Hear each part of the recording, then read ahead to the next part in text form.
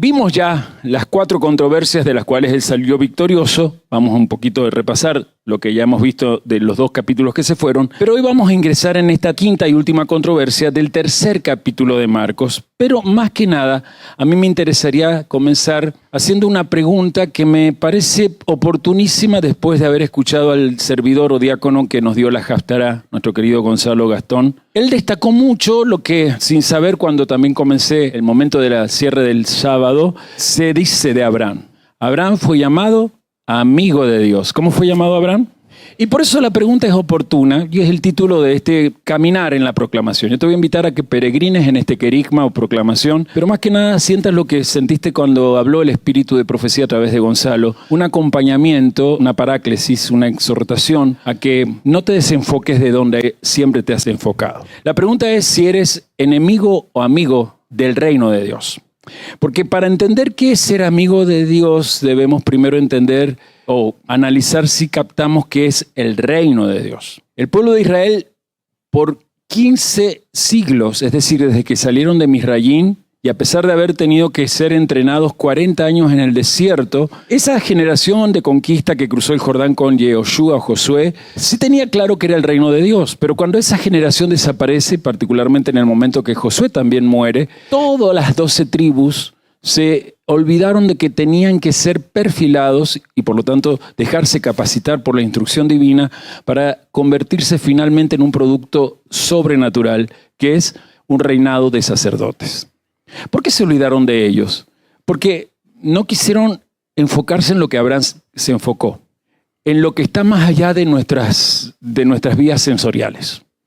Se volvieron tan sensoriales, valga la redundancia, a esa tierra que habían heredado, que todo lo que sus ancestros hicieron al conquistarla y establecer la soberanía de la Shejiná se fue perdiendo. Por eso aparecieron primero los reyes, los cuales también se olvidaban, y luego los profetas, porque el sacerdocio permanentemente se olvidaba de eso. También se enfocaba en el materialismo, porque recuerden que el espiritualismo, conocido como religión falsa, también es parte del materialismo. ¿O no hay espiritualismo, por ejemplo, en las religiones orientales? ¿No hay espiritualismo en las denominaciones del cristianismo? Lo que sí hay ausencia cada vez más es de la espiritualidad. Porque para que la espiritualidad exista tiene que haber un alma abierta hacia su interioridad, asegurándose que en su interioridad no peregrine la vida humana solo, sino de la mano de aquel que lo llamó para establecer su reinado en este lugar.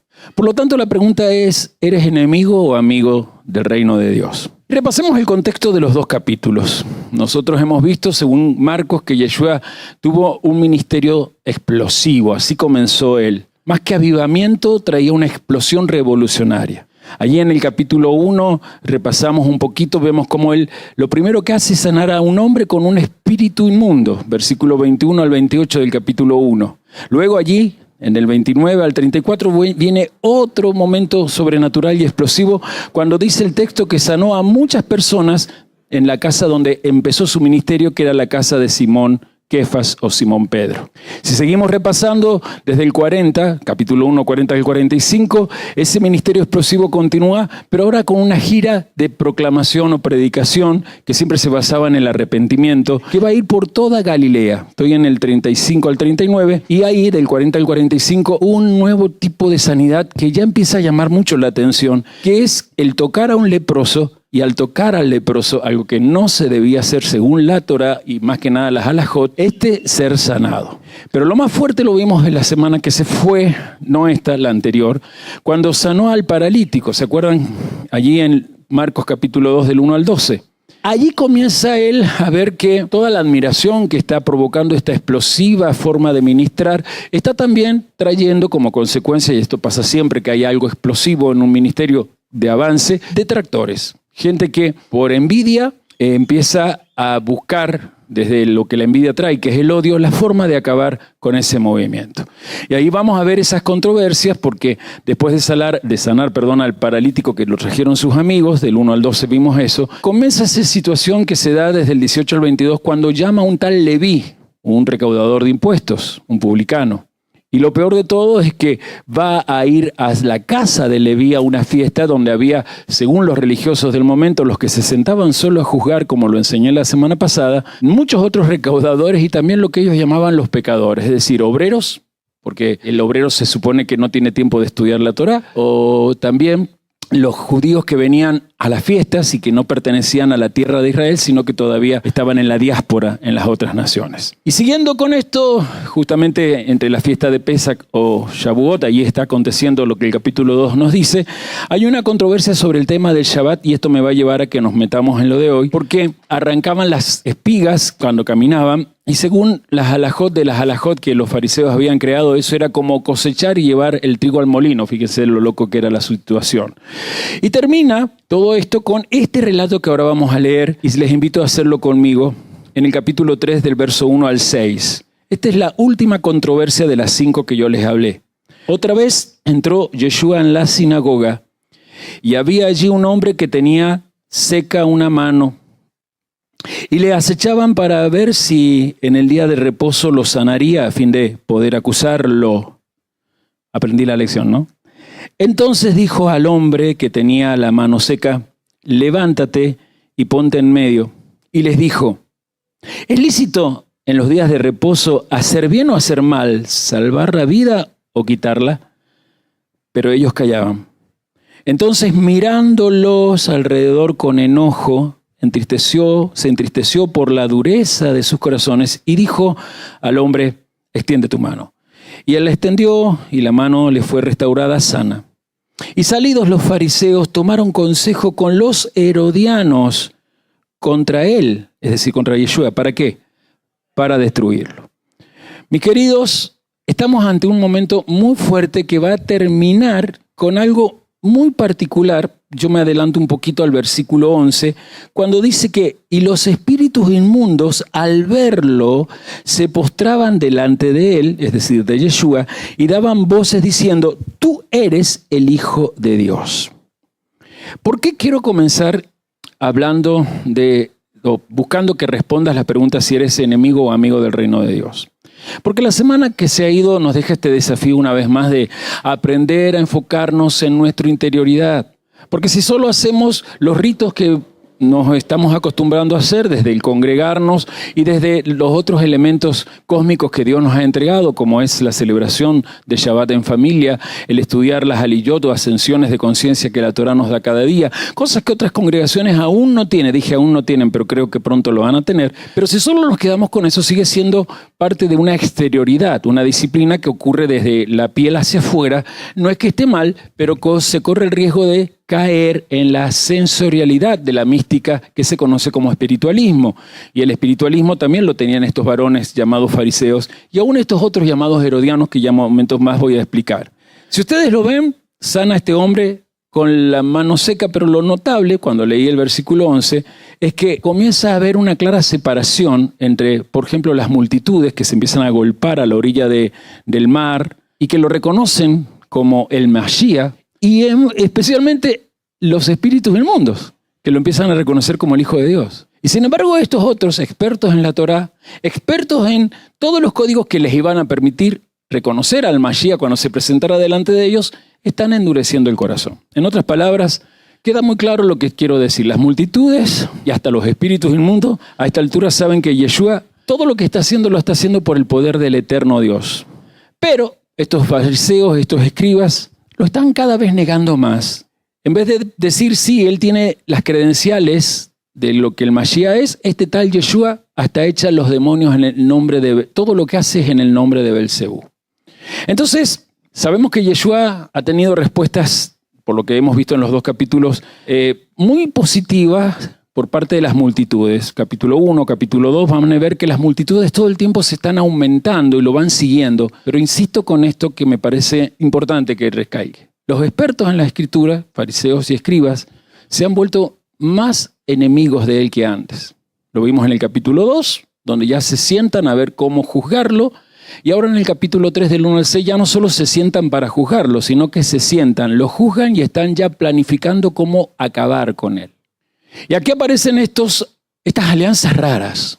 Porque si ustedes no lo saben, los fariseos, si es que no lo saben o no lo recuerdan, lo digo y yo te lo recuerdo. Los fariseos eran una secta, un sector del judaísmo que al estudiar la Torá se daban cuenta que el rey que estaba impuesto allí por el imperio, el rey Herodes, no era el verdadero rey, el que tenía derecho a estar sobre Israel. Es decir, ellos eran anti-Herodes. Y si eran anti-Herodes, eran anti-imperio, anti-romanos. Pero de repente aparece esto que ya enseguida explico que son los herodianos.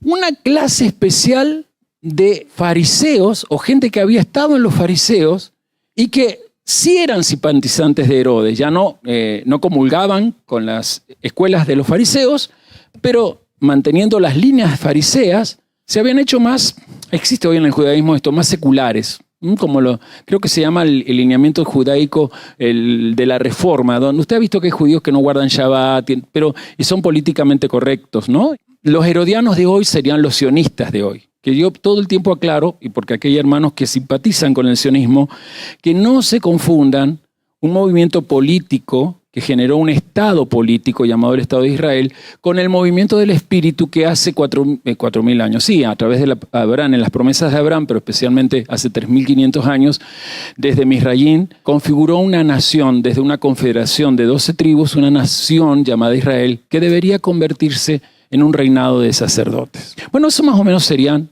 los herodianos de hoy.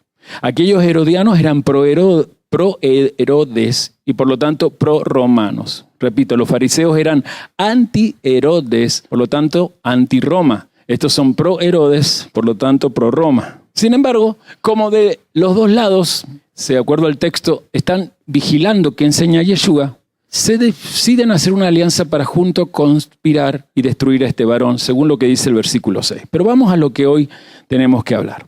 Yeshua está trayendo multitudes. Su ministerio es explosivo porque tiene poder en dos cosas. Diga, poder en dos cosas. La enseñanza y las sanaciones. La enseñanza y las sanaciones. No existe ministerio poderoso si no se dan las dos cosas juntas. Yeshua tenía movimiento de gloria, tenía una característica.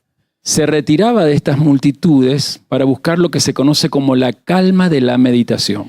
En el capítulo 1 lo vemos en el versículo 35. Costumbre que por favor me gustaría a los líderes, todos, desde los que tienen cargo eclesiástico, a los que especialmente son papás y o mamás de familia, que tengan en cuenta lo que ahora voy a enseñar. El 35 del capítulo 1 dice, levantándose muy de mañana, siendo aún muy oscuro, salió y se fue a un lugar desierto y es allí donde oraba. ¿Están siguiendo? Saltemos al 44 y le dijo, mira, no digas a nadie nada, sino ve, muéstrate al sacerdote y ofrece por tu purificación lo que Moisés mandó para dar testimonio a ellos. Esto es cuando sanó al leproso. Pero oído él, el leproso, comenzó a publicarlo mucho y a divulgar el hecho de manera que ya Yeshua no podía entrar abiertamente en la ciudad, sino que se quedaba fuera en los lugares desérticos y venían a él de todas partes. ¿Por qué se quedaba fuera? Porque buscaba una calma que ya les voy a explicar. Pero no quiero dejar, ya que estamos en el capítulo 3 y usted ya se supone que en la semana lo ha leído, en el capítulo 3 citar o leer la cita de verso 9 al 13. Y dijo a sus discípulos que le tuviesen siempre lista la barca a causa del gentío para que no lo oprimiesen, porque había sanado a muchos de manera que por tocarlo, cuantos tenían plagas caían sobre él. Y los espíritus inmundos al verlo se postraban delante de él y daban voces diciendo, tú eres el Hijo de Dios. Mas él les reprendía mucho para que no lo descubriesen. Que sigan conmigo al 13. Después subió al monte. Y llamó así a los que él quiso y vinieron a él. ¿Qué hacía Yeshua allí? Él practicaba lo que se conoce en hebreo como la búsqueda de la paz interior. La palabra clave aquí es esa búsqueda de esa paz interior y se las doy. Digan detrás de mí, Kavaná. Más fuerte, Kavaná. La palabra Kavaná ya la han conocido a través de muchos momentos que estudian conmigo, pero se las voy a recordar. Se traduce como atención. ¿Alguien se acuerda más o menos? Intención. También se puede traducir como dirección profunda del corazón y la última, entre otras dos que hay, meditación. Y este es el que quiero que agarren bien. Intención, dirección profunda del corazón, meditación, porque es lo que practicaba Yeshua para que no solamente hubiese buena enseñanza, sino también manifestaciones de sanación. ¿De dónde viene la palabra Kavaná? De la raíz hebrea kibun, que significa dirección. Kibun significa dirección y habla de enfocarse con conciencia para que el corazón esté concentrado en lo que hay en el interior. Pero para eso había que hacer una práctica, unir la oración, anótelo, con la meditación. Y esta parte cuesta mucho. Y esto se lo enseñé ayer a mi familia.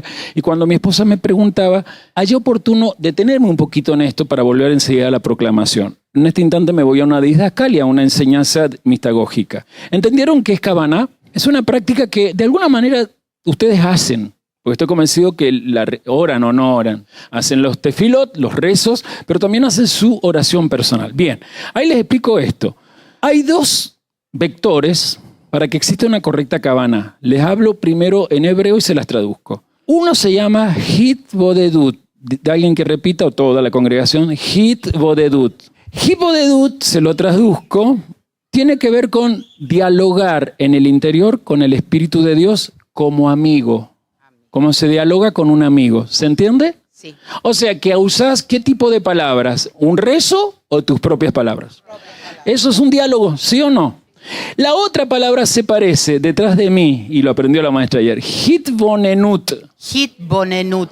Hitbonenut viene de la palabra biná. Biná significa entendimiento o inteligencia emocional. Y se refiere a la actividad de profundizar dentro de sí o de uno mismo para lograr la comprensión de los secretos del cielo estudiados en la mañana en la Torah. O sea, que Yeshua muy temprano buscaba hacer Kavaná, que es sí o sí Hitbodedut y un momento de silencio, que es Hitbonenut.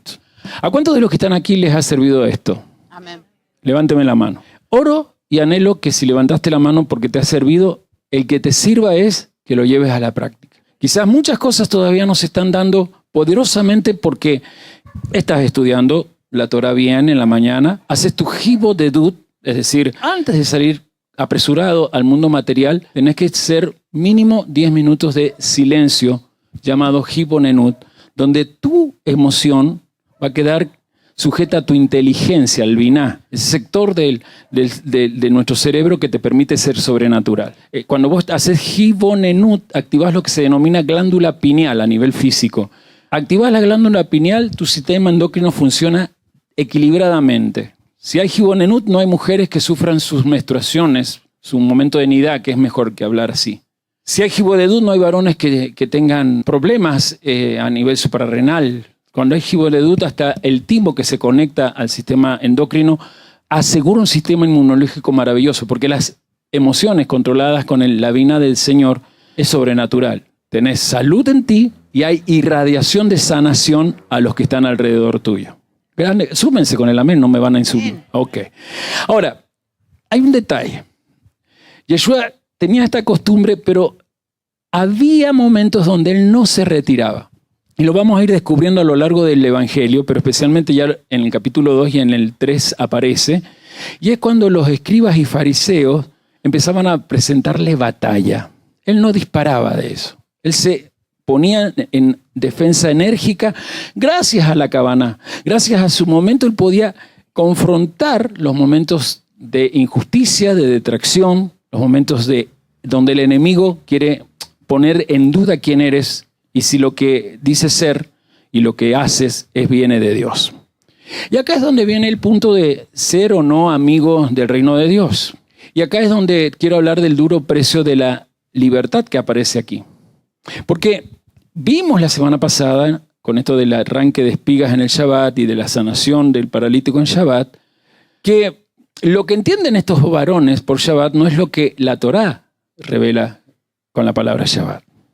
La palabra Shabbat desde la Torá es un momento, que ocurre en un día de la semana, pero es un contacto metafísico, es decir, un momento donde el alma en su interioridad puede lograr conectarse con todas las esferas celestiales.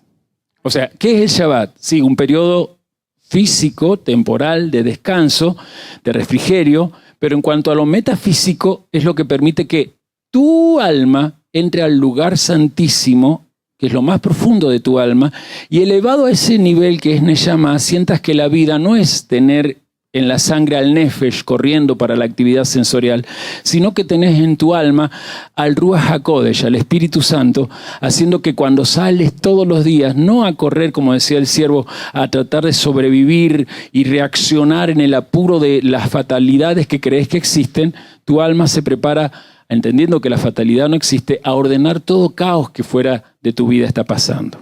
Shabbat es un periodo de descanso donde en ese séptimo día, todos los minutos de ese día permiten afirmar algo.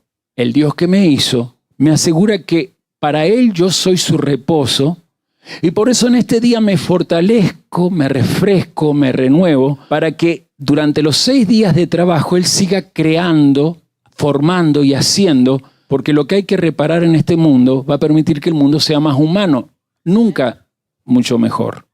Es una ilusión el mundo mejor que hoy la gente celebra porque ganó Trump y perdió Kamala. Es una ilusión el mundo mejor si Trump en 15 días más le va a pedir a Zelensky que acabe ya con la guerra de Rusia y entre sus planes está diciéndole: basta con tu deseo de ser de la OTAN, por 20 años Ucrania va a esperar, no va a entrar a la OTAN, entonces Rusia va a acceder a lo demás. Hay toda una cosa entre Trump y Putin, que son muy amigos, por si usted no lo sabe, hasta socios en algunos negocios oscuros, y es una ilusión creer que va a ser un mundo mejor, porque Trump ganó allá y en El Salvador está Bukele y acá en América del Sur se encuentra Milei. El mundo nunca va a ser mejor hasta que aparezcan los amigos del reino de Dios, que permiten que el mundo sea más humano. Amén. Porque cuando el mundo es más humano, el mundo está lleno de justicia. Amén. Lo voy a leer de esta versión a lo que es el capítulo 3 del 1 al 6. Jesús entró nuevamente en una sinagoga. Allí había un hombre que tenía una mano paralizada. Los fariseos observaban muy atentamente a Jesús, voy a decir Yeshua yo, para ver si lo curaba en ese día que era sábado, con el fin de sacarlo y hacerlo caer. Yeshua dijo al hombre de esa mano paralizada: ven, colócate en el centro delante de mí. Y les dijo: ¿es permitido en sábado hacer bien o hacer el mal? ¿Salvar una vida o perderla? Pero ellos se callaron. Entonces, dirigiendo sobre ellos una mirada firme, llena de indignación y dolorido por la dureza que había en sus corazones, le dijo a aquel hombre: extiende tu mano. El hombre la extendió y su mano quedó totalmente curada. Entonces los fariseos salieron y se confabularon con los herodianos para buscar la forma de acabar con él. Y acá en esta escena hay algo muy fuerte que tiene que ver con esto de observar el día sábado.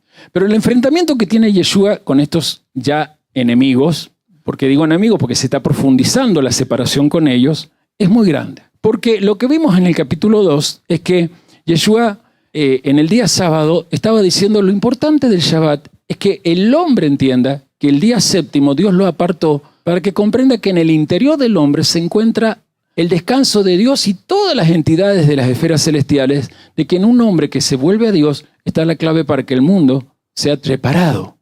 Ahora, Yeshua está dispuesto a atacar esto porque no lo dice Lucas, pero Mateo sí, este relato está en Mateo. No tengo acá la referencia, pero si usted se va a Mateo, en Mateo 12, donde está, del 9 al 14, dice: y he aquí, ahí en Mateo dice: y he aquí un hombre con una mano paralizada, mano seca. Esa expresión en griego, he aquí, aparece en Mateo solo allí, y es rara porque solamente se aplicaba cuando aparecía alguien muy importante o alguien que había que tener en cuenta porque en ese evento tenía cierta importancia de interés. Entonces, con esto que dice Mateo, si bien no estamos estudiando Mateo, me sirve a mí para explicarte algo. Este hombre de la mano seca no está allí por casualidad.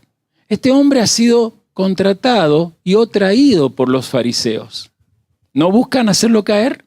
Entonces, cuando Mateo dice: he aquí, frase que se aplica a alguien importante o a alguien que hay que estar en cuenta, es como decir: he aquí apareció el duque de no sé dónde, o he aquí estaba el rey de no sé dónde. Así se usaba en la antigüedad. Esa expresión griega, he aquí, que está en Mateo, a nosotros acá en Marcos nos hace entender, como Mateo dice, presten atención, porque este hombre estaba allí con intencionalidad negativa. Un hombre que, leyendo un dato interesante, en un evangelio apócrifo llamado el Evangelio Ebionita, ya he hablado de los ebionitas, son los que van a dar después lugar a los nicolaitas, pero no quiero irme por las ramas. En ese Evangelio de Bionita se da el dato de que este hombre había sido en su juventud un albañil y que aproximadamente tendría entre 30 o 40 años y la mano paralizada se debía a un accidente. Era su mano derecha y ese accidente le impedía ejercer su oficio. Generalmente en la antigüedad, y especialmente en ciudades del Oriente, los oficios como albañilería dependían de una situación social llamado el jornalero. La gente pobre no eran los pescadores. Usted quizás le dicen, los discípulos eran pobres, los pescadores. Yo le decía a mi esposa, los pescadores no eran gente pobre, porque había que tener mucho dinero para tener barcos, redes para pescar y hasta jornaleros que ayudaran a la pesca. O sea, este tal Pedro con su hermano Andrés, ¿sí? O el mismo Juan con su hermano Santiago, que tenían empresas que se asociaban, no eran gente pobre. Yeshua no elige, y enseguida vamos a hablar de los apóstoles, no elige a pobres. Los pobres de aquella sociedad eran los jornaleros. ¿Por qué? Porque un jornalero corría el riesgo de ser el pobre o era el pobre de una sociedad. Porque trabajaba por día. Un día que no trabajaba era un día que no comía ni él ni su familia. No sé si me explico. Porque quiero sacar otra idea. Se dice que pobres eran los esclavos. Los esclavos no eran pobres. Eran los que mejor vivían. ¿Por qué? ¿Pagaban impuestos? ¿Quién pagaba los impuestos? El amo. ¿Compraban comida? ¿Compraban ropa? ¿Quién los vestía? El amo. Está bueno. ¿Sí? El problema de un esclavo era que al ser considerado un objeto, en algunas sociedades, no Israel, los amos se aprovechaban de ellos. Y los maltrataban. ¿Está entendido eso? No en Israel, porque en Israel el esclavo estaba custodiado por ¿qué cosa? Todos griten fuerte la Torá. La Torá. En donde aparece el Mishpatim, pero especialmente en el Decálogo mismo, según Devarim 5, dice para que tu esclavo y tu esclava también descansen. O sea que el esclavo hasta tenía el privilegio de en un Shabbat elevarse a las zonas metafísicas. ¿Es bonito o no esto? Sí. Volvamos a esta escena. ¿Dónde está teniendo lugar? En una sinagoga. ¿Y qué ordena el Señor en esta versión que leí? Ven, ponte delante de mí y dice, ponte en el centro. O sea, Él va a atacar diciendo, ¿ustedes lo trajeron? Bueno, miren lo que va a suceder. Y ahí viene la provocación, porque le gusta provocar al Señor. Y la provocación tiene una pregunta. Y esa pregunta obliga a que se admita una respuesta. Es una pregunta corta, completamente sencilla, pero fuerte. ¿Es lícito, leo esta versión, en el día del sábado obrar el bien o el mal? ¿Salvar una vida o destruirla? Fíjese, no hay una tercera posición. La alternativa es férrea, de hierro, ¿no? O haces el bien o haces el mal. O te propones dar vida o te propones dar muerte. Ahí está este hombre, está tullido. Aunque él no lo diga, aunque Yeshua discierne lo que otros sospechan, ha sido traído con mala intención, por lo tanto no está pidiendo salud, por él dentro de ese hombre está clamando por volver a tener su oficio. Él dice, ¿qué hacemos? Es sábado. Cuando la halajot de ustedes o de sus tradiciones, porque no son las halajot que puso Esdras y la Gran Asamblea, dice que en sábado no hay que hacer nada. ¿Qué hacemos? Observamos la legislación de tradiciones humanas y dejamos a este pobre hombre con su mano allí seca, tullida, inválida total, paralizada, o empezamos a romper las tradiciones humanas y nos animamos a hacer curación sobre él. ¿Es lícito en los días de reposo hacer bien o hacer mal? ¿Salvar vida o matar?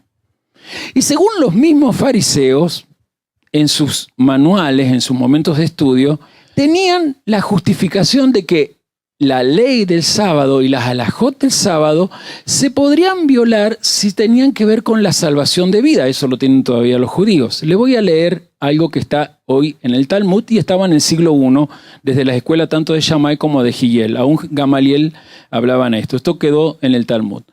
Se lo leo. Todo bien hecho a los cuerpos de los hombres siempre está en la línea que Dios prioriza, es decir, la vida. Toda abstención de hacer el bien está en la línea de matar o de dar muerte, lo que Dios prohíbe. Si fuera incorrecto, en ausencia de exigencias superiores, abstenerse de hacer el bien que salvaría la vida, también debe ser incorrecto cuando las exigencias superiores aún están ausentes, abstenerse de hacer el bien que puede ser necesario para desarrollar la vida hasta que se sienta plena, llena de vigor y llena de belleza. Esta es la forma que ellos racionalizaban sus halajot. Su razonamiento era correcto, pero no están viniendo con buena intención. Y las palabras del ungido, de nuestro amado maestro y dueño, han sugerido algo fuerte. Está contrastando contra lo que ellos mismos en sus manuales, entre comillas, tenían escrito. Todavía no tenían manuales escritos, era oral de Torah, pero que era mucho bla, bla, bla, zaraza, zaraza, pero poca acción. A la hora de la práctica, nada de acción. La pregunta, la leo de nuevo. ¿Es lícito en los días de reposo hacer el bien o hacer el mal? ¿Salvar la vida o matar? No hay presidencia posible, hermanos. La presidencia es operar a favor de la muerte y dejar a ese enfermo en su situación de paralítico, de enfermo, de inútil, o lo que hay que hacer. Yeshua sabe que ellos saben lo que se debe hacer según la misma Torah. Y es bien explícito con esta pregunta. Cuando se trata de salvar vida, hay que salvar esa vida. Cuando se trata de hacer bien a un ser humano, hay que hacer bien a ese ser humano. Porque la vida es sagrada. Ya había aclarado antes que el hombre no fue hecho para el sábado, sino que el Shabbat fue hecho para el hombre. Así que ellos sabían lo que él mismo decía. Si es necesario romper las tradiciones humanas para salvarle la vida a alguien, es necesario hacerlo. Y acá voy a hacer un parate antes de seguir, porque dice que ellos se callaron, pero ahí me quedo. Porque quiero explicar algunas cosas que le expliqué a un jefe de familia. Y lo voy a explicar a todos. Por ejemplo, ustedes saben que de acuerdo a las correctas halajot, con esto que acabo de enseñar, todo lo que procura el bien de la vida está aceptuado. Voy a empezar por lo prioritario, los agentes de salud, médicos, enfermeros, personas que trabajan en hospitales, ¿sí? Particularmente ellos, en un día de Shabbat están exceptuados, ¿sí? Luego también están las fuerzas de seguridad, desde los policías, los agentes penitenciarios, los agentes de defensa civil y bomberos, etcétera, etcétera. Pero hasta ahí me quedo, porque explicaba este jefe de familia que según su jefe más cercano, le decía que tenía que trabajar en el turno de los sábados porque, bueno, él se dedica al tema de los ascensores, trabaja en una empresa con ascensores, y el jefe de él le dijo que no, porque cuidar los ascensores depende de la vida. Un ascensor se rompe, puede la gente morir. Yo le dije, no. Le aclaré a ese jefe de familia lo que también quiero aclarar aquí. Aquí tenemos agentes penitenciarios que podrían a veces ausentarse, pero ¿saben qué hacen ellos? Luchan para tener el Shabbat. Si alguien aquí, por ejemplo, Solange es enfermera, sí, se justifica que le toque un turno de Shabbat, una guardia. Pero si ella puede a esa guardia cambiarla para otro día, lo debe hacer. ¿Cuándo entonces se justifica que no se guarde Shabbat? Cuando la vida está en peligro. Un terremoto, un motín carcelario, entonces sí, se entiende que ellos tengan que un Shabbat estar. ¿Me explico? Se entiende que un bombero tenga que ir y dejar porque hay un incendio, ¿sí? Pero si se puede, los turnos cambiar, hay que cambiarlos. Y eso de los ascensores, le expliqué a este jefe de familia, es mentira. De última, que lo cuide, que no guarda Shabbat. Y creo que sirvió para que entendamos que, aun cuando nosotros tenemos trabajos que tienen que ver con cuidar la vida, podemos los turnos de Shabbat negociarlos para hacerlo. ¿Qué hacen los enemigos? Callaron. ¿Por qué se callan? Porque se encontraban entrampados. Porque cualquier respuesta que dieran iba en contra de ellos. Porque supongamos que respondían que no es lícito curar a ese hombre porque es sábado, porque qué sé yo, porque... ¿Y qué iba a pasar? La reacción de toda esa gente que estaba ahí en la sinagoga. ¿Cómo? Si ustedes mismos enseñan eso, ¿qué pasó? Ahora, si respondían, en cambio, que si era lícita y decían que Yeshua es el que tiene la razón, ya tenían que dejar de seguirlo, de tanto perseguirlo. Tenían que ser como las multitudes, amucharse al lado de él para hacer que el reino de Dios apareciera. Pero ellos no querían ser amigos del reino de Dios. Querían ser amigos de su cargo, de su lugar. Y este enfrentamiento de Yeshua con sus enemigos empieza a crecer, lo vamos a ver durante todo el Evangelio a crecer. Y lo que vos y yo vamos a descubrir es que el Yeshua que estamos aprendiendo aquí no es el alma bella, que allí en el cristianismo protestante siempre se dijo, ¿no? Ese Mashiach tipo Dalai Lama, ese profeta del amor pacifista, tipo hippie, ¿no? No es ese varón dulzón que algunos creen que era, no. Él ofrece su corazón, pero él cuando ve una injusticia, a su ira la convierte en rabia. Porque no es mala la rabia ante la injusticia. Tampoco es el que está todo el tiempo ofreciendo la mejilla. Pero dice que al tratarse de sectores sociales indefensos, cuando lo religioso y lo político a esa gente oprime, Yeshua se llenaba de tristeza. Primero por la actitud o kavaná totalmente ajena al reino de Dios de esa gente. Pero la furia o la ira de él, la ira es buena, convertida en furia contra la injusticia es mejor. hace que nosotros veamos esto de la ira. Entonces, analicemos quién es este Yeshua que nos corresponde a nosotros en el Evangelio de Marcos estudiar.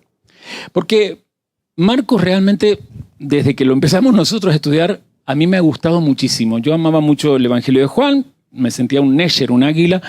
Mucho Mateo, Lucas también, Lucas por la gracia, Mateo por todo lo que es la profecía cumplida. Pero de repente me encontré con un buen pintor, hablando de Ingrid y del arte, ¿no? Porque las pinceladas que él da son rápidas, ¿no?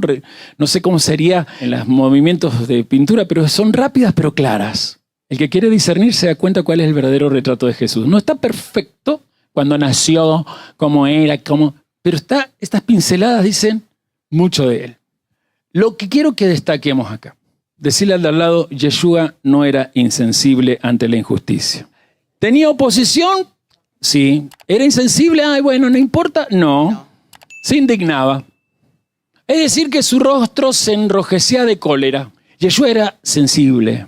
Y lo que él quería era romper las barreras sociales para que entre la misma sociedad existiera el reino de Dios a través del diálogo reconciliador.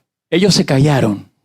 Y aparece en el versículo 5 lo que cuando se callan los enemigos siempre se va a manifestar. La mirada divina. Diga, la mirada divina. La mirada divina. Dice el versículo 5, entonces mirándolos alrededor con enojo, entristecido por la dureza de sus corazones, le dijo al hombre, extiende la mano. ¿Lo están notando? El enojo es santo porque no es contra ellos que son malvados, sino es porque dejan que su corazón esté endurecido. Dejan que su corazón sea espiritualoide. Tienen espiritualismo judío, mas no espiritualidad de Israel. Mirándolos en derredor con enojo, entristecido, a causa, dice esta otra expresión o traducción, a causa de la dureza de sus corazones. Querían hacerlo caer a toda costa, probar de que este hombre no venía de Dios, y eso no era porque era la verdad, era porque su corazón gradualmente se iba endureciendo porque la enseñanza de ellos estaba perdiendo autoridad. Porque ellos enseñaban, pero no sanaban a nadie. Y para justificar la falta de capacidad de sanar, hacían alajot para explicar que era peligroso hasta curar en un día sábado. Yeshua tiene ira, es sensible. Y cuando él habla desde esa mirada de Dios, enciende lo que todos notaban. Cuidado con la intolerancia de los religiosos, cuidado con la tiranía de los que se creen con espíritu para juzgar a los demás. Cuidado con eso porque son los que más llevan a la pérdida de moral. Dice la palabra griega, ¿vieron que dice dureza? La palabra griega es porosis. Digan conmigo o detrás de mí, porosis. Porosis. Porosis se traduce como encallecimiento, endurecimiento. Y anoten esta porque es horrible. Dureza a causa de la estupidez. ¿No da tristeza cuando la persona por estupideces se vuelve sordo porque no quiere oír? Estupidez no por una falla mental, sino por obstinación. La obstinación no permite la percepción extrasensorial de lo correcto, de la verdad. En pocas palabras, eran ciegos porque querían tener su propia ceguera. Al tener su propia opinión, eran sordos por voluntad y nada más. El hombre tenía la mano seca, pero ellos por tener corazón endurecido tenían el alma en sequedad. La mano del hombre, mano derecha, estaba seca. Ellos por tener el corazón endurecido tenían el alma en sequedad porque no podían entender que hay que practicar benevolencia y misericordia con aquel que es tu prójimo. Entonces a Yeshua no le queda otro camino que renovar la opción. Él solo trae una opción. En el centro, el ser humano. Esa es la opción. En el centro del amor de Dios, el hombre. Decirle al de al lado, en el centro yo. En el centro yo. Ahora señalaron, en el centro vos. En el centro pero vos. No yo desde el ego. Ellos se ponían en el centro desde el ego. En el centro yo, porque Dios me ha amado tanto que pienso en mi prójimo.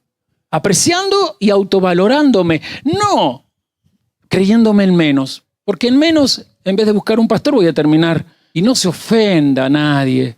Pero este mundo está por no buscar a un pastor o lo pastoral con corazones endurecidos en la sequedad de un alma que no sabe lo que es ser bueno para sí mismo.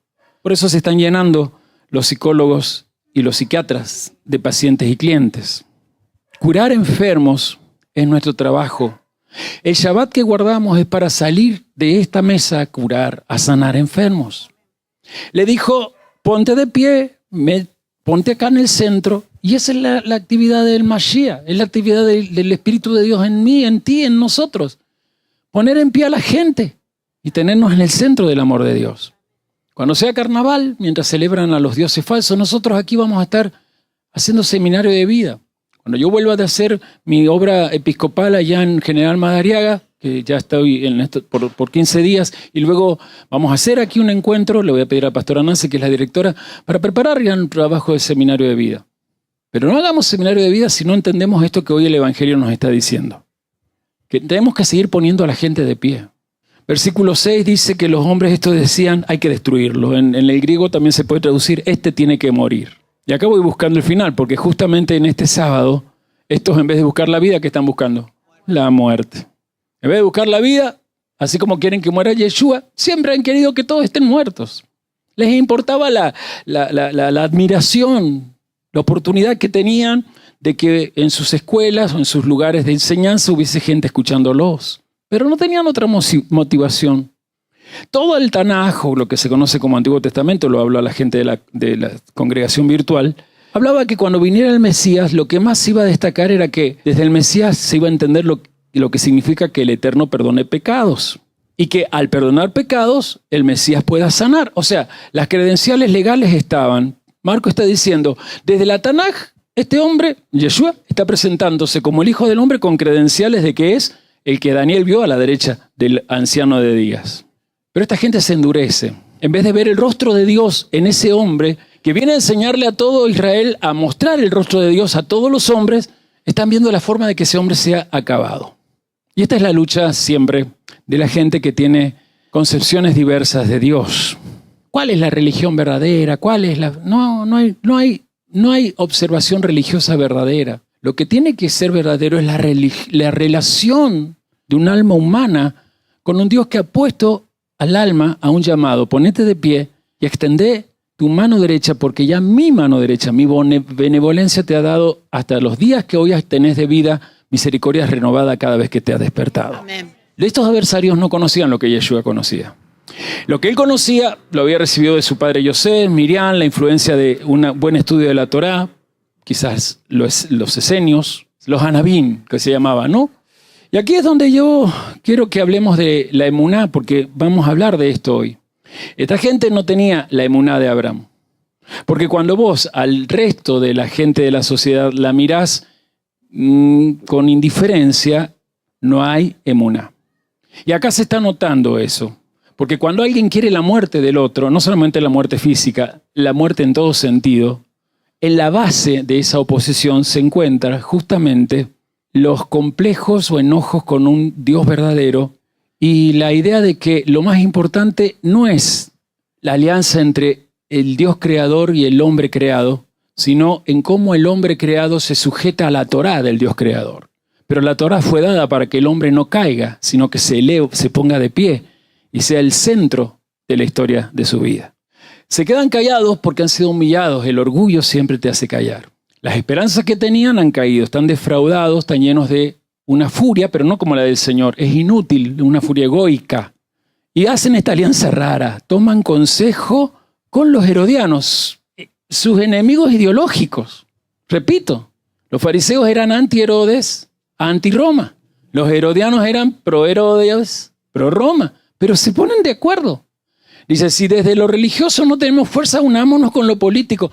Cuando el poder religioso busca el apoyo del poder político y luego se alegra de esas victorias ilusorias, ese país está en problemas. Esas personas están en problemas.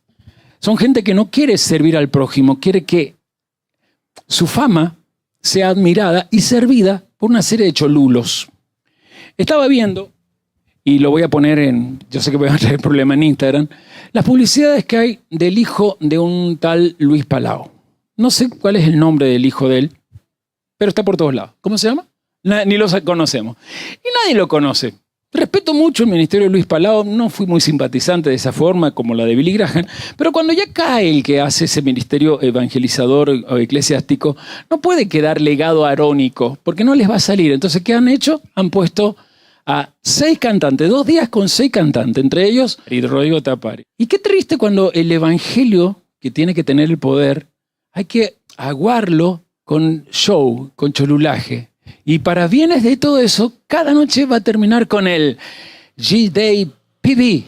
Fui a buscarlo y es espantoso, es lo que es el DJ más conocido de las cristotecas de Guatemala. Si usted no sabe qué es una cristoteca, es lo que Cash Luna inauguró.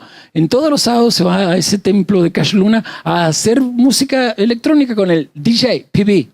Pero volviendo a nosotros y allá con esto, simplemente quiero decir que estos espíritus o estas malas intenciones nunca acabaron.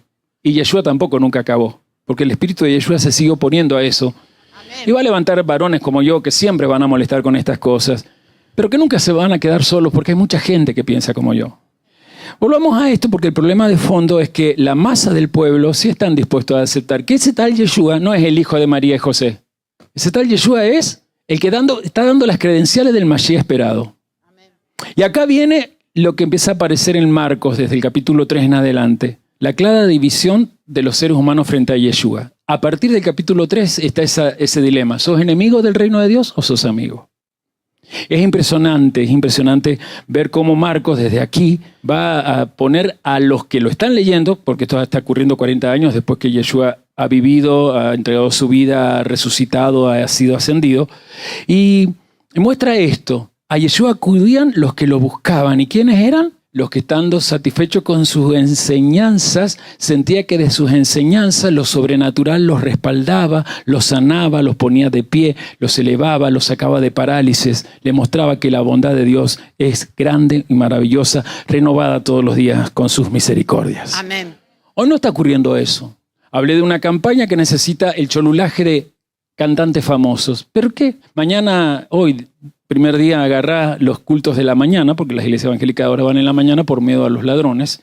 Y todo es psicología barata, coaching barato. Yo soy coaching ontológico y he hecho varias especializaciones, pero no ejerzo nada de eso porque es más de lo mismo. Pero sí ejerzo lo que desde el vientre de mi madre tengo que ejercer, el ser profeta. Y vemos que en torno a Yeshua aparecen claramente 3 grupos distintos. Los repasamos.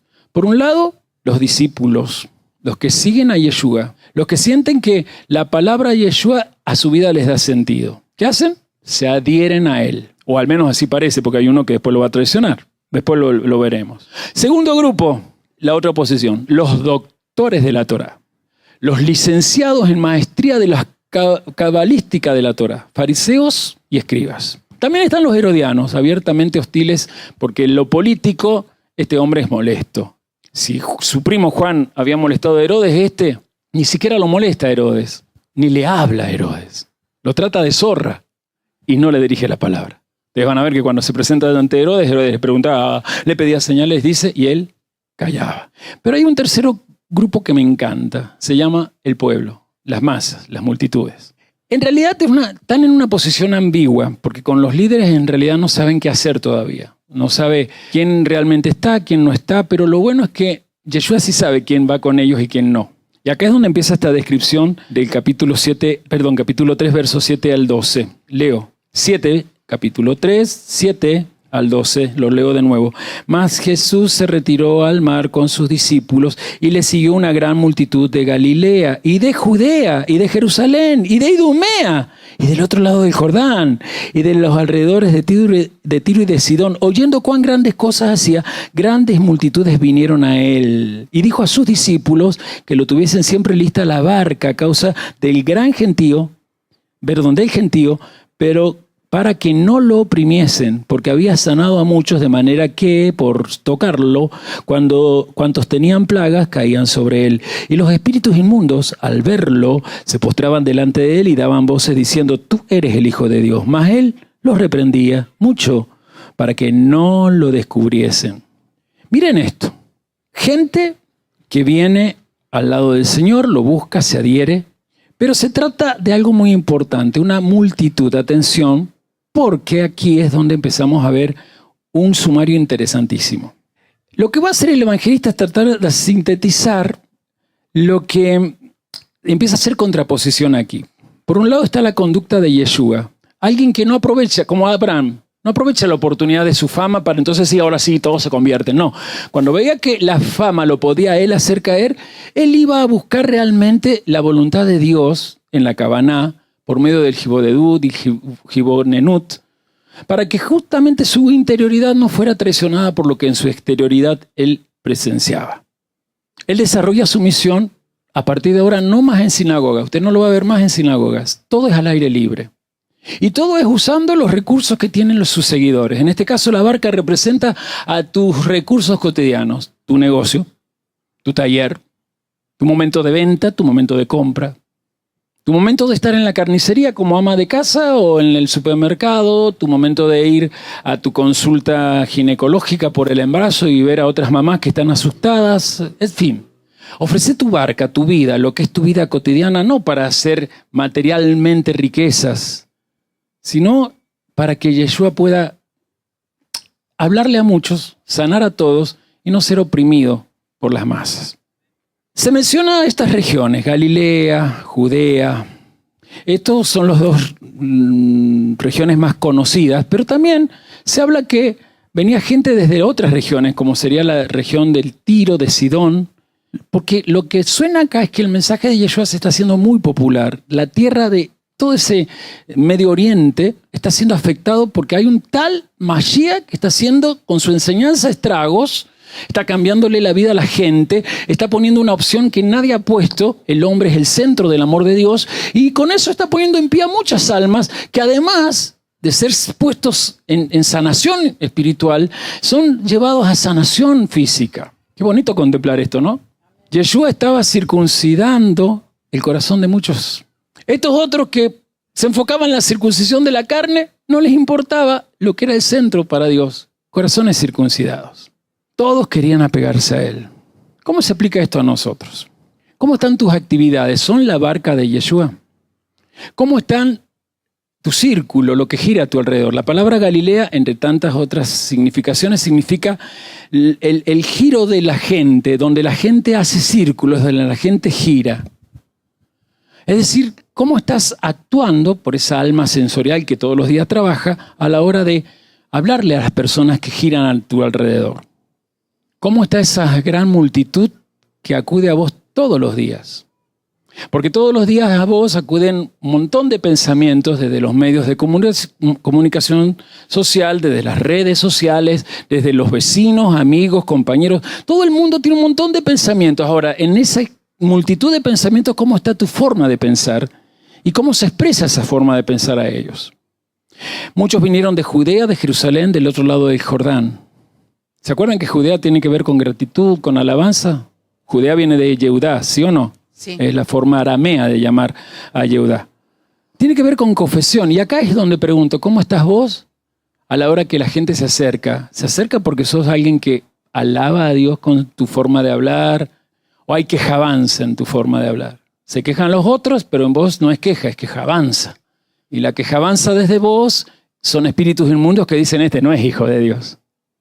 Y acá aparece esta opción maravillosa para terminar del 13 al 19. Una nueva confederación. Una comunidad interclasista de creyentes. No hay judíos de la tierra de Israel, judíos griegos, en la tierra de Israel fariseos, saduceos, herodianos, celotes, esenios. No, los que él va a llamar son de toda clase. Subió a una montaña, leo esta versión, llamó a su lado a aquellos que él quiso y todos ellos lo siguieron. Y Yeshua constituyó así a 12 para que estuvieran siempre con él y para enviarlos a predicar. Para enviarlos a predicar con el poder de expulsar a los demonios. Y estos son los 12. Simón, el que puso por nombre Kefas o Pedro, Santiago o Jacobo, el hijo de Zebedeo, Juan, su hermano, a los que le dio también el nombre de Boanerges, que en arameo significa los hijos del trueno. Eran bravitos los dos muchachos. Luego siguió Andrés, Felipe, Natanael o Bartolomé. Mateo, fíjese que aquí Marcos a Leví lo llama Mateo, ¿lo ven?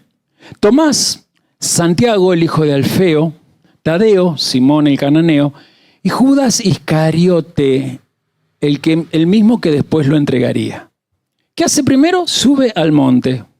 Ya lo expliqué antes, lo vuelvo a explicar, por eso nos llamamos Ministerio al Monte Santo, porque nosotros entendemos que más allá de la geografía, la orografía, o sea, el monte para el oriental y para nosotros que tenemos mente oriental, está cargado de simbolismo. Y entre todas esas cosas significa un sistema de pensamiento que gobierna, o un sistema de pensamientos que permite gobernar. Él sube al monte justamente porque necesita que sus pensamientos tengan un sentido de orientación.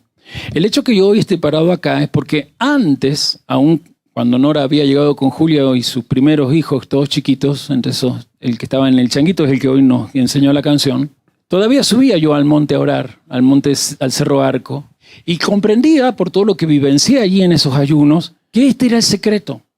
Ahora, ¿cuál es el significado de que Yeshua suba a la montaña? Lo que para todos era, necesito orientación desde lo alto. Necesito que mi conciencia no sea material, porque si por lo material me voy a dejar llevar por los que tienen mejor posición económica o los que son más parientes míos. Recuerden que algunos de esos que acabo de nombrar eran primos hermanos de él. Él sabía que había que levantar conciencia para que, lo primero que pasara era que toda entidad espiritual se le sujetara. Él en algún momento va a decir, y si yo fuera levantado de la tierra, atraeré a todos a mí mismo. ¿Se acuerdan esa expresión? Él se subirá al monte. Asegurarte que todas las entidades espirituales sean atraídas a ti. Las que tienen que estar bajo tus pies, debajo de tus pies. Y las que tienen que estar a tu servicio, ministrándote por ser heredero de Dios.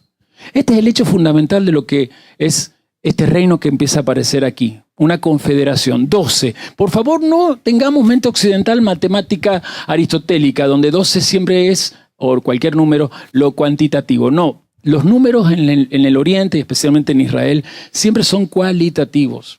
Y si bien 12 representa todo lo que es el ciclo de una plenitud de gobierno, 12 tiene que ver con un gobierno que se va a manifestar desde la disposición a la aflicción, desde el disponerse a llevar una cruz todos los días, que es que este materialismo tenga agentes materialistas que a vos te envidien, sobre vos proyecten su envidia, quieran verte caído, destruido. Este es el contexto con el cual vamos a empezar a trabajar el Evangelio de Marcos. Lo venimos trabajando. Yeshua, que está ahí con esos enemigos que lo quieren ver muerto, sabe que él solo no va a poder y busca arriba la dirección. Y Dios dice, reino mío a través de una confederación nueva. No vino a generar una iglesia nueva, lo he explicado eso, ¿verdad? Pero sí una confederación de 12 hombres que van a lograr restituir, reparar, hacer tikkun de lo que los 12 patriarcas hicieron alrededor de la cama de Jacob cuando Jacob expiró, y luego cuando en Egipto sus generaciones siguieron por 210 años, estos 12 hombres lograron que ellos mantuvieran su mente de ibrim o hebreos, gente que aunque estaba en el mundo material, sabía manejar lo sobrenatural. Estos 12 hombres estaban para estar pegados a él.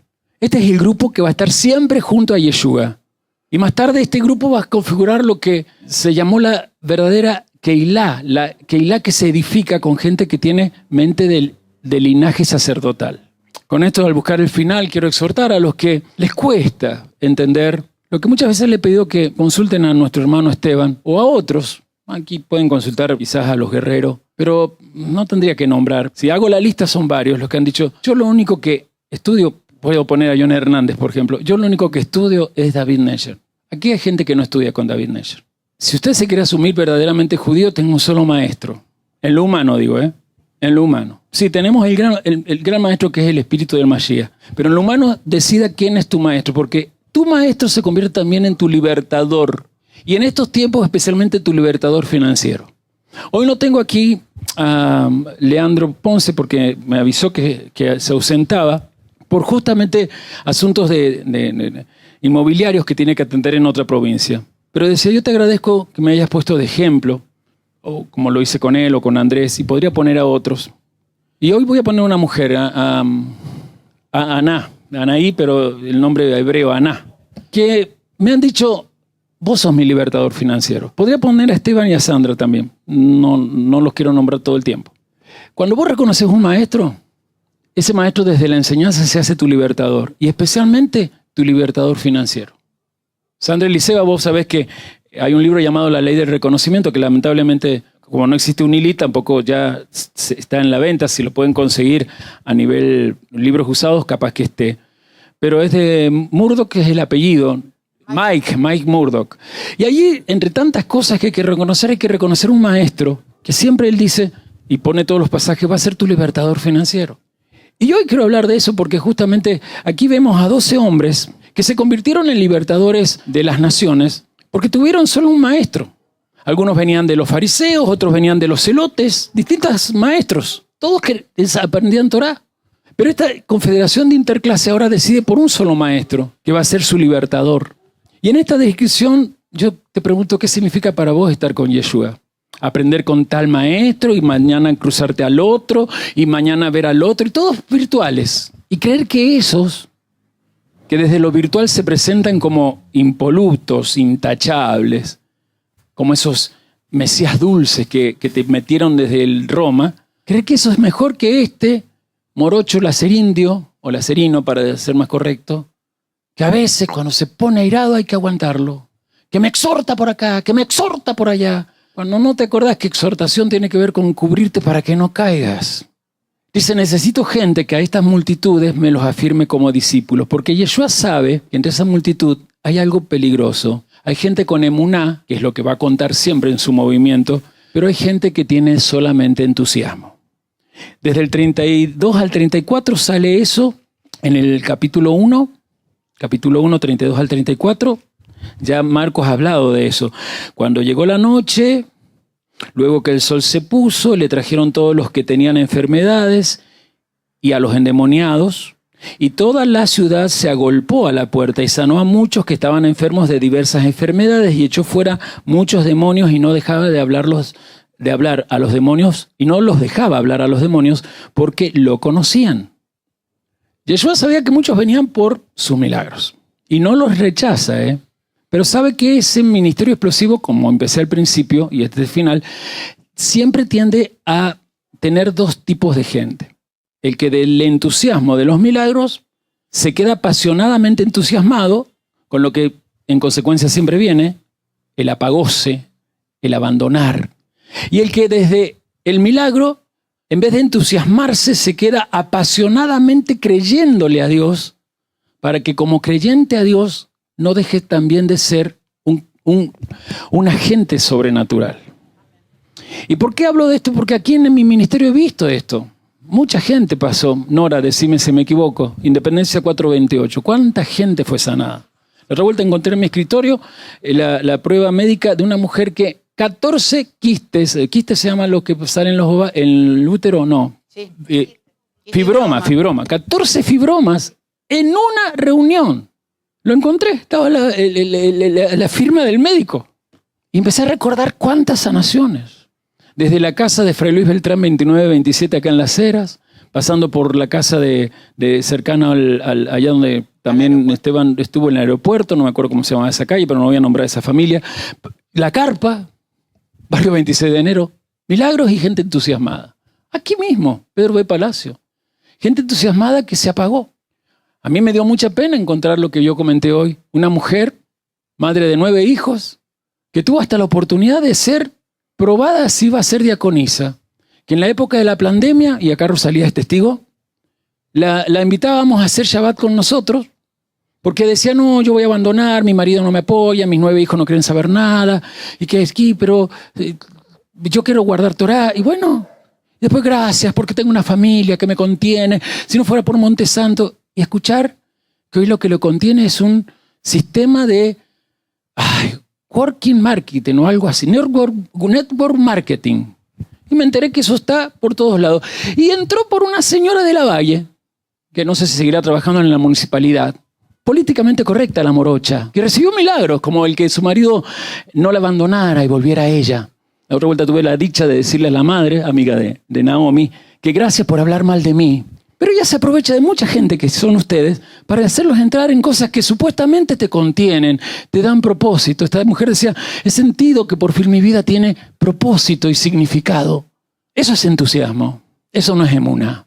Yo agradezco que esa noche que fue Shabbat, donde cuando llegábamos a Rosalía, esta señora, mi hijo Adriel, escuchando que esta señora hablaba de una alianza muy extraña, una mujer espantosa que también pasó por este lugar, entusiasmada. La amparamos en casa, le dimos gratuidad en uno de los departamentos de mi esposa.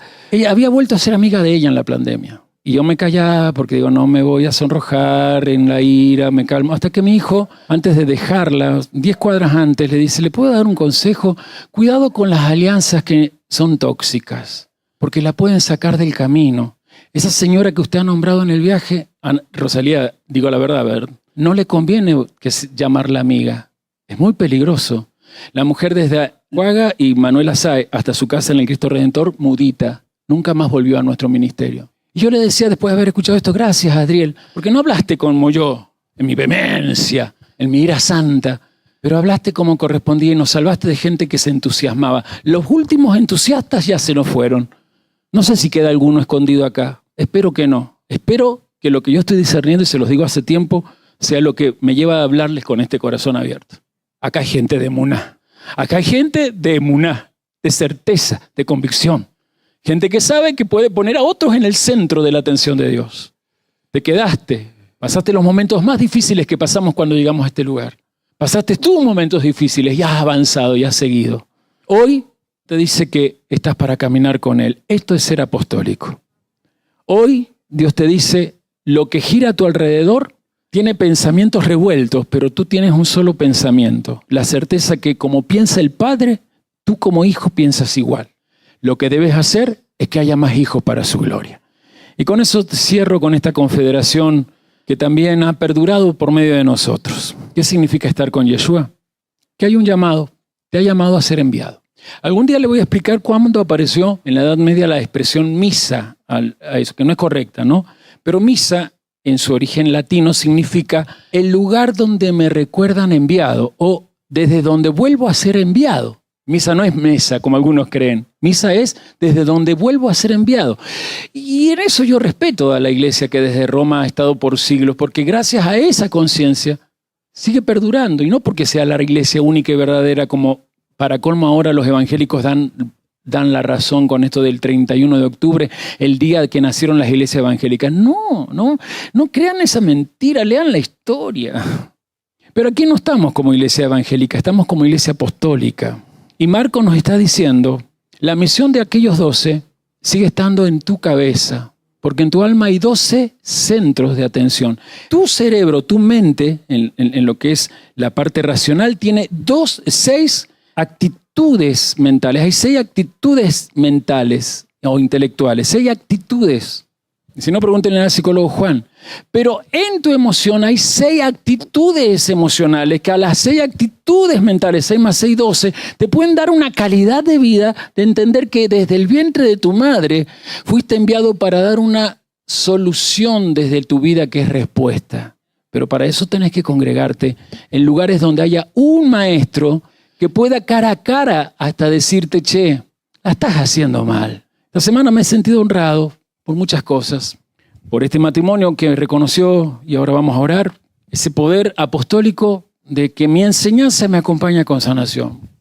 Por una hija, la semana pasada fue con Andrés, ahora con Ana, de que vuelve a decir, si soy quien soy y he sido liberada hasta en lo económico es porque como padre apostólico no ha faltado, al punto que sus 2 hijos me dicen papá.